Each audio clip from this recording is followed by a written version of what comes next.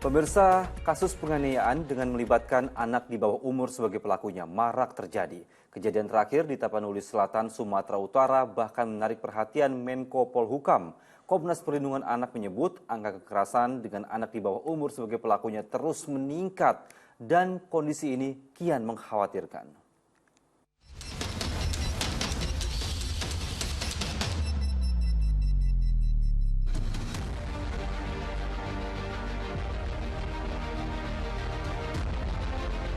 Kasus perundungan dengan melibatkan anak di bawah umur atau remaja sebagai pelakunya terus bermunculan.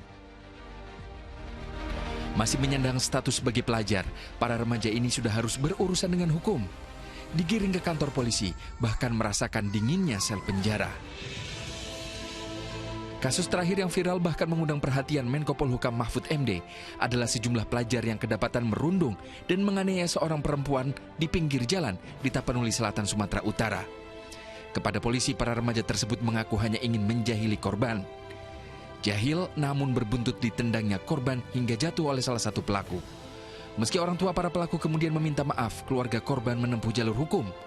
Ujungnya, ada anak di bawah umur yang dijadikan tersangka dan bisa terancam buih. Kejadian yang juga membuat geram publik beberapa waktu lalu adalah perundungan yang terjadi di sebuah sekolahan menengah pertama swasta di Ujung Berung, Kota Bandung. Seorang siswa dipaksa menggunakan helm oleh teman sekelasnya, kemudian dianiaya menggunakan kaki dan tangan. Tak lama korban kemudian jatuh pingsan. Teman-teman korban mengaku aksi mereka hanyalah sebuah permainan dengan nama tes ketampanan menggunakan helm. Perbuatan isi yang berakhir tak menyenangkan ini berujung damai kedua belah pihak. Di Bekasi, seorang siswa kelas 4 SD dirundung beberapa anak sekolah menengah pertama di Mustika Jaya, Kota Bekasi.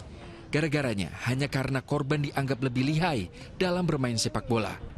Kasus perundungan dengan penganiayaan ini berakhir dengan penyelesaian secara kekeluargaan. Berkaca dari deretan kasus tersebut, anak-anak dan remaja sebagai pelaku kekerasan tampaknya telah jadi sebuah fenomena yang mengkhawatirkan. Komnas Perlindungan Anak bahkan mencatat ada peningkatan, yakni 38% pelaku kejahatan merupakan anak di bawah umur. Di sisi lain, tak mudah menangani pelaku kekerasan yang masih di bawah umur. Penyelesaian secara damai atau kekeluargaan bisa jadi tak memberikan efek jerah. Dari sisi hukum, Undang-Undang Nomor 11 Tahun 2012 tentang Peradilan Pidana Anak tentang penahanan hanya bisa dilakukan dengan syarat anak telah berumur 14 tahun atau lebih dan diduga melakukan tindak pidana dengan ancaman penjara 7 tahun atau lebih. Anak yang saya maksud di bawah 18 tahun itu tidak bisa lebih dari 10 tahun dihukumnya. Nah, ini membuat saya kira perlu ada revisi terhadap undang-undang itu.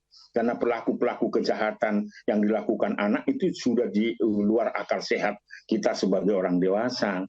Ini yang terjadi. Seperti apa yang saya katakan itu, justru ini dilakukan oleh anak-anak. Bahkan itu sangat menyedihkan.